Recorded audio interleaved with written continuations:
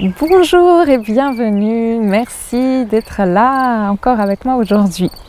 Nous allons parler des émotions, mais avant tout celles chez les adultes.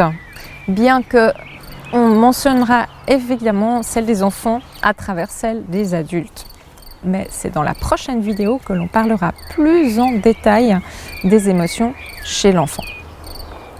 Alors une émotion, qu'est-ce que c'est? D'où vient-elle? À quoi sert-elle? C'est maintenant. Une émotion, c'est avant tout un phénomène psychophysiologique qui vient d'un stimuli externe. C'est une information qui est transmise à notre cerveau, notre système nerveux autonome, et qui ensuite vient commander le système endocrinien et déclencher une cascade d'hormones qui se diffuse dans le corps. Donc c'est un mélange de tous ces paramètres à la fois qui viennent transmettre cette information comme un réflexe, ce qui fait qu'on a conscience de l'émotion une fois qu'elle s'est écoulée, pas avant évidemment. Alors ces émotions, on les connaît principalement, celles les plus connues. Donc nous avons la joie, nous avons la tristesse, nous avons la colère et la peur. Alors, on va prendre des métaphores automobiles pour mieux comprendre, si pour autant que ça vous parle. Donc, la joie, c'est un moteur qui nous permet d'aller de l'avant. On sait bien qu'en général, c'est quelque chose qu'on ne réprime pas la plupart du temps. Enfin, ça dépend des sociétés. Mais si on a envie de danser, si on a envie de chanter, si on a envie d'exprimer quelque chose de positif, c'est l'émotion de la joie qui est contactée à ce moment-là. Si on est plutôt dans la tristesse, là, il faut changer de régime. Donc, c'est l'embrayage. Il faut changer de régime pour passer à un autre niveau. Et ça permet surtout de faire le deuil. Ça c'est primordial. Lorsque l'on perd quelqu'un, lorsque l'on perd son travail, lorsque quelque chose de très douloureux nous arrive, faire son deuil est absolument indispensable et on ne peut pas faire l'impasse dessus. La colère, c'est un accélérateur. Lorsque on s'enlise et qu'on est devant un obstacle, c'est un moyen de pouvoir se débloquer et pouvoir continuer sur sa route. Alors la peur, en revanche, elle, c'est le frein. C'est la pédale de frein qui permet de prendre des précautions dans la vie pour savoir appréhender les virages et sans sortir et se planter dans le décor. Voilà, on va dire ça comme ça. Maintenant, ce qui est important de savoir, c'est que, comme je le disais, une émotion, c'est une information. Alors, ce que ça veut dire, c'est qu'en réalité, une émotion est neutre, comme je l'ai certainement dit dans une précédente vidéo. En fait, une émotion, c'est le hiatus entre nos attentes, nos désirs que l'on projette sur l'extérieur et la réalité qui se passe à l'intérieur. Ça veut dire quoi? Ça veut dire que tout ce que l'on attend, tout ce que l'on ressent vient de chez soi et n'est propre qu'à soi. C'est-à-dire qu'on a des attentes envers les choses qui sont à l'extérieur, alors qu'en fait, elles ne concernent que soi, uniquement que soi, encore une fois.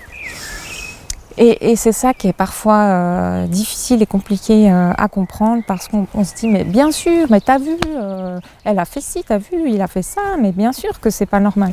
Mais non, c'est pas que c'est normal ou pas normal. L'émotion est tout à fait neutre, c'est juste une information qui est là pour nous signaler qu'un besoin n'a pas été rempli, n'a pas été comblé. Et le problème, c'est qu'on va avoir tendance à penser que ce besoin doit être rempli par l'extérieur, alors qu'en réalité, il doit être rempli par nous-mêmes. Et ça, c'est quelque chose qui arrive malheureusement, j'ai envie de dire, chez toute personne n'ayant jamais pris conscience de ça. Et donc ça représente malheureusement la majorité de la population. Voilà, on pense toujours que ce qui se passe de négatif, c'est forcément de la faute des autres, ça vient forcément de l'extérieur, alors que c'est l'extérieur qui va en fait allumer ce warning et réveiller quelque chose qui se passe à l'intérieur. En réalité, c'est ce qui se passe. Ce que je voulais dire également, c'est que le mot émotion vient du fait d'être en contact avec soi. Et le contact avec soi, c'est bien d'être connecté à ses ressentis. Hein. Donc, connecté à ses ressentis, c'est vraiment de savoir de quoi on a besoin et quelles sont nos limites également. Et ça, il n'y a que nous qui sommes capables de les connaître. D'où le fait, encore une fois, de se connaître soi-même. Ensuite, le mot émotion vient également du latin emovere, donc ébranler, mettre en mouvement.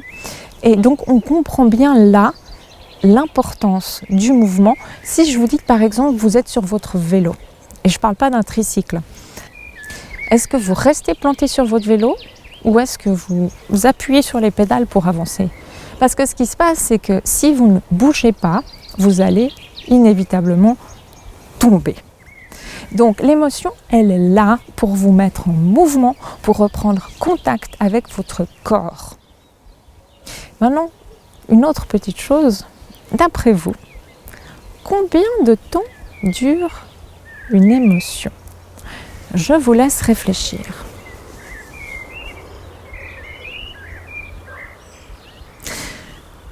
Vous y êtes? Vous avez une petite idée? Alors, une émotion, en réalité, dure moins de temps que le temps que je vous ai laissé pour y réfléchir. Une émotion dure en réalité quelques dixièmes de seconde, quelque chose de cet ordre-là. Ce qui veut dire que lorsque l'on a des pensées qui perdurent, donc des émotions négatives qui perdurent sur des heures, sur des jours, sur des semaines, ça ne s'appelle plus une émotion. Ça s'appelle un sentiment, une humeur, mais ce n'est plus une émotion. Ce qu'il se passe à ce moment-là, c'est que c'est le mental qui va entretenir l'émotion pour toutes sortes de raisons, puisque ça va avoir recontacté les blessures de l'enfant que l'adulte était alors. Donc il va évidemment penser que c'est de la faute de l'autre, comme je le disais, alors qu'en réalité, c'est quelque chose du passé qui vient au présent pour mettre la zizanie dans le futur. C'est pas très constructif tout ça, mais ce qu'il faut savoir aussi, c'est que le cerveau ne fait pas la différence, enfin l'inconscient ne fait pas la différence entre le passé, le présent et le futur. Donc, si on ne le conditionne pas un petit peu, si on ne, qu'on ne le contrôle pas un petit peu plus en lui disant « Allez maintenant, essaye de prendre conscience de ce qui se passe », eh bien, effectivement, pour les relations sociales, évidemment, c'est pas possible. Donc, à un moment donné, ce qu'il faut faire, évidemment, c'est reprendre contact avec soi, avec ses émotions, avec ses sensations, et se poser la question à quoi est-ce que cette pensée me ramène, à quoi est-ce que cette émotion me ramène, et c'est là que petit à petit, vous allez prendre conscience que ces émotions ont en réalité leur origine dans des choses de votre enfance, évidemment, encore une fois, qui n'ont pas été entendues, qui n'ont pas été accueillies, qui n'ont pas été acceptées ou exprimées. Et là, donc, vous allez avoir tendance à attendre des autres, que ce soit eux qui les prennent en charge et eux qui réparent ce que vous n'avez pas pu avoir lorsque vous étiez enfant. C'est à vous de le faire. Maintenant, vous êtes adulte. Donc, voilà. Tout est entre vos mains, votre avenir est entre vos mains et vous avez tout le potentiel pour ça. Et donc c'est de reconnaître cet enfant en vous qui n'a pas pu être entendu, qui n'a pas pu être reconnu, et puis le prendre dans ses bras, l'accueillir avec douceur, beaucoup de douceur et bienveillance. Et c'est vous qui pouvez aujourd'hui être le meilleur parent pour vous-même. et savoir ce qu'il y a de mieux pour vous-même et de répondre à vos propres besoins.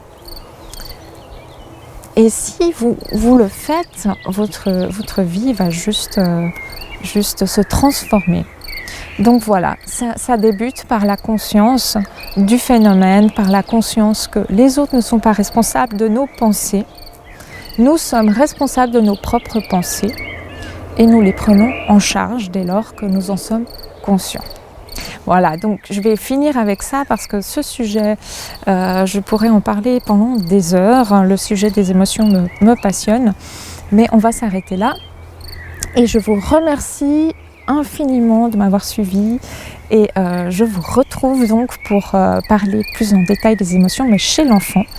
Et c'est ça qui est formidable, c'est qu'avec l'enfant, on recommence à zéro. Donc là, on va avoir des outils pour pouvoir faire de notre mieux. Enfin, on fait toujours de notre mieux de toute façon. On va pouvoir les aider le plus jeune possible. Et c'est ça qui est fantastique. Voilà. À très bientôt. Merci.